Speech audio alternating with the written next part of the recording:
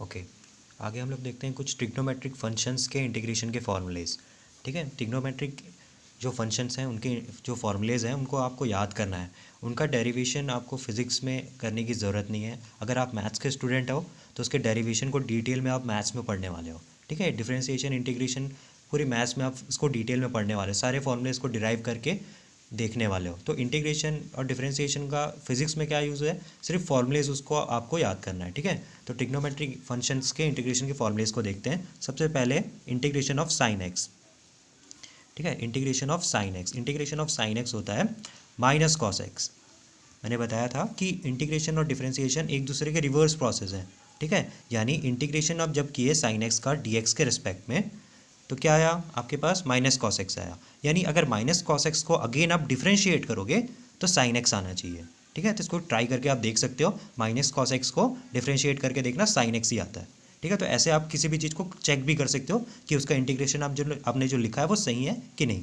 ठीक है, तो minus cos X plus constant C. ठीक है, तो इंटीग्रेशन ऑफ कॉस एक्स क्या होता है, integration of cos x D x is sine x. ठीक है, इस फॉर्मूले को लिखना है आपको कॉपी में और पूरा याद भी करना है। साइन एक्स का इंटीग्रेशन माइनस कॉस एक्स का integration sine x. Integration of sec x tan x. ठीक है, integration of sec x tan x D x के रिस्पेक्ट में अगर इनको इंटीग्रेट करेंगे तो इसका इंटीग्रेशन होता है सेक एक्स। ठीक है, डिफरेंशिएशन में आप फॉर्मूला पढ़े थे, डिफरेंशिएशन ऑफ सेक एक्स का डिफरेंशिएशन क्या होता है, सेक एक्स टेन एक्स। तो सेक एक्स टेन एक्स का इंटीग्रेशन क्या होगा, सेक एक्स। ठीक है, वैसे ही integration of cosec X cot X. ठीक है, integration of cosec X cot X D X, इसका इंटीग्रेशन हो जाएगा minus of cosec X, minus of cosec X. ठीक है, plus C. Integration of tan x, ठीक है, ये थोड़ा अलग है, integration of tan x D x. ठीक है, integration of tan x D x होता है लॉग सेक एक्स।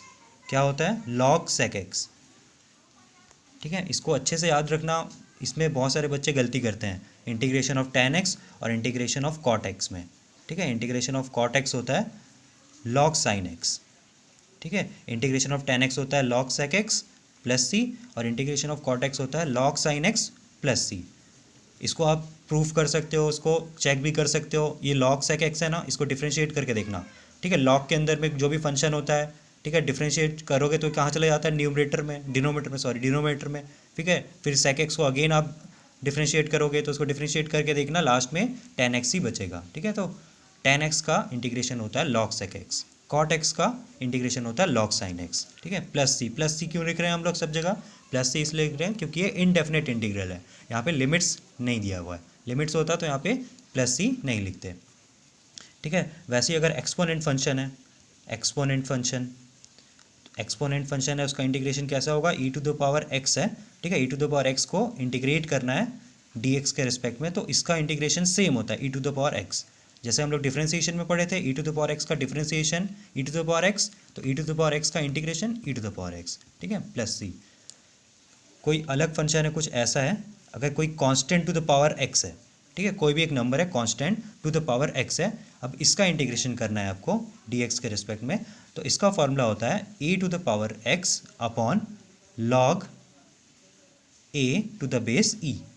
ठीक है, A to the power x का इंटीग्रेशन होता है A to the power X log to the base E. ठीक है, इसको अगेन याद करने की कोशिश करो। हम लोग जब डिफरेंशिएशन पढ़ रहे थे, D by D X of A to the power X क्या था, D by D X of A to the power X था A to the power X log to the base E. ठीक है, ए ये था। ठीक है, तो ये वाली टर्म को जब डिफरेंशिएट करने जाओगे ना तो वापस ही आ जाएगा, तो इसमें कंफ्यूज मत होना। जब इंटीग्रेशन करते हैं तो लॉग एक जो है ना डिनोमिनेटर में जाता है, और जब डिफरेंशिएशन करते हैं तो लॉग ए जो है ना न्यूमरेटर में मल्टीप्लाई होता है। क्लियर है, तो जैसे ही आप पूरे इंटीग्रेशन के फॉर्मूलेस को कॉपी में लिखोगे और याद करोगे ना, उसके बाद फिर से डिफरेंशिएशन में जाना। ठीक है, डिफरेंशिएशन के फॉर्मूलेस को फिर से एक बार देखना, क्योंकि कन्फ्यूजन हो जाता है। क्योंकि देखो, आप 2-3 लेक्चर्स में पूरा इंटीग्रेशन डिफरेंशिएशन फिजिक्स में पढ़ रहे हो, जबकि मैथ्स में बहुत सारे, मतलब 7-8 चैप्टर से ज़्यादा, शायद 8-10 चैप्टर कम से कम इंटीग्रेशन डिफरेंशिएशन के होंगे। ठीक है, तो वहाँ इतने डिटेल में पढ़ना है, उसको हम लोग सिर्फ 2 या 3 क्लासेस में पढ़ रहे हैं। तो हो सकता है अभी एक बार में फॉर्मूलेज याद ना हो, तो याद करो। ठीक है, जैसे इंटीग्रेशन कंप्लीट करोगे एक बार और फिर से डिफरेंशिएशन के फॉर्मूले को देखना, ताकि कन्फ्यूजन ना हो दोनों में। ठीक है, तो ये सारे फॉर्मूलेज थे, कॉपी में लिख लेना यहाँ से। अब देखते हैं अगर कोई क्वेश्चन ऐसा आ गया क्वेश्चन है find the integration of sine 2x dx, ठीक है। ऐसे केस में क्या करेंगे, ठीक है, साइन 2x दिया हुआ है, तो देखो इस केस में क्या करना है, साइन 2x है ना, तो साइन का इंटीग्रेशन क्या होता है, साइन का इंटीग्रेशन होता है माइनस कॉस, ठीक है। तो साइन 2x का इंटीग्रेशन क्या हो जाएगा, माइनस कॉस 2x, इतना लिख दो पहले, सबसे पहले, ठीक है। साइन x का इंटीग्रेशन क्या होता है, माइनस कॉस x, तो साइन 2x का इंटीग्रेशन क्या होगा, माइनस कॉस 2x, ठीक है, इतना लिख दिए। अब ये वाला जो टर्म है 2x, ठीक है, इसको डिफ्रेंशिएट कर दो, 2x को डिफ्रेंशिएट कर दो, कहीं रफ में करना, ठीक है। 2x का डिफ्रेंशिएशन क्या होगा, देखो 2x का डिफ्रेंशिएशन होगा 2, ठीक है, 2 बाहर आ गया और x का डिफ्रेंशिएशन तो 1 होता है, ठीक है, तो ये हो जाएगा 2 आ गया। अब ये जो डिफ्रेंशिएशन आया ना इसका 2x का, उससे इसको डिवाइड कर दो बस, ठीक है।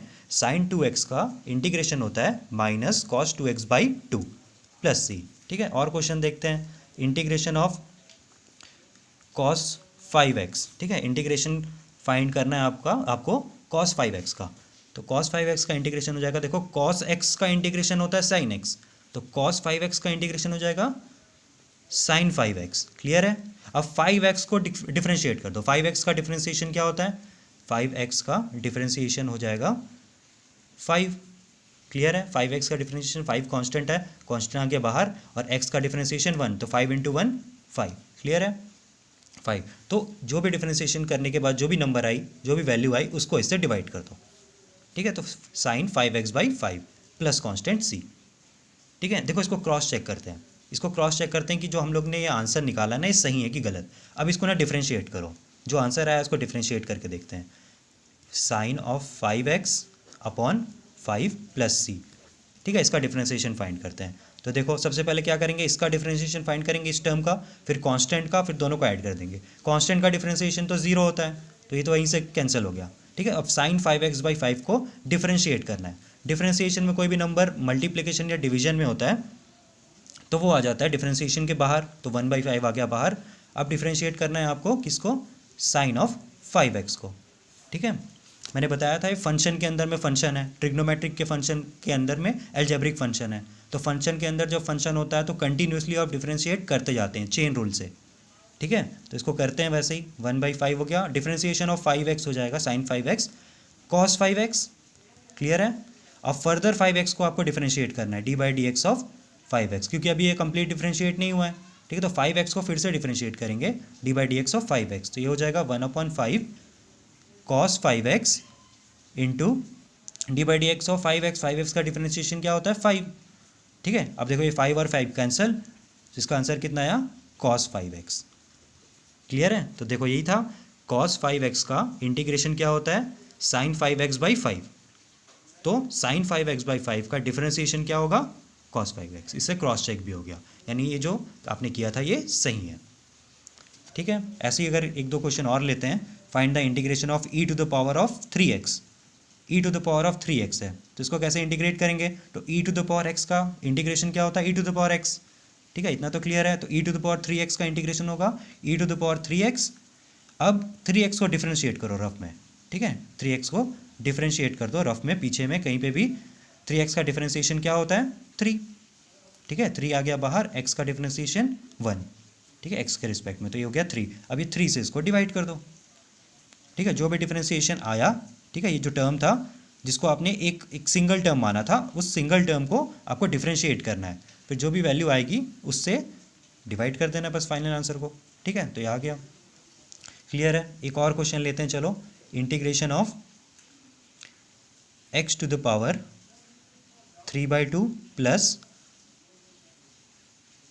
साइन 5x, ठीक है, x⁻³ प्लस साइन 5x, तो x⁻³ इसका इंटीग्रेशन क्या होगा, तो इसमें आपको फॉर्मूला लगाना है x⁻n का, x⁻n का इंटीग्रेशन होता है x⁻n+1 अपॉन n+1, तो x⁻³ प्लस 1 अपॉन 3/2 प्लस 1, ठीक है।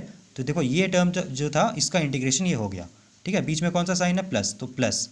अब इसका इंटीग्रेशन, तो इसका इंटीग्रेशन साइन 5x का इंटीग्रेशन क्या होता है, तो साइन 5x का देखो साइन का माइनस कॉस x, तो साइन 5x का minus cos 5x minus cos 5x, ठीक है।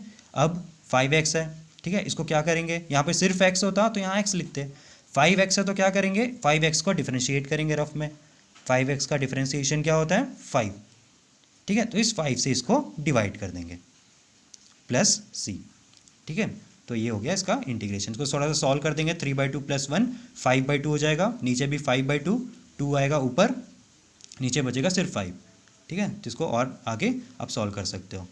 क्लियर हुआ। देखो इसका शॉर्टकट ये है कि अगर साइन कॉस के टर्म्स में कभी x के साथ कोई नंबर मल्टीप्लिकेशन में होता है, ठीक है, साइन कॉस के साथ में, साइन के अंदर या कॉस के अंदर या एक्सपोनेंट फंक्शन के अंदर कोई भी अगर नंबर, कोई भी न्यूमेरिक वैल्यू x के साथ मल्टीप्लिकेशन में होती है तो इंटीग्रेशन में वो कहाँ चली जाती है, डिवाइड में, ठीक है, कहाँ चली जाएगी, डिवाइड में। डिफरेंशिएशन में ये नंबर कहाँ जाता, मल्टीप्लिकेशन में, ठीक है, डिफरेंशिएशन में कहाँ जाता है, जैसे यहाँ पे हम लोग डिफरेंशिएट किए थे, ठीक है, साइन 5x का डिफरेंशिएशन किए थे तो इसको 5 कहाँ आ गया था, मल्टीप्लिकेशन में, वही इंटीग्रेशन में कहाँ जाएगा ये 5, डिवीजन में यानी डिनोमिनेटर में, ठीक है।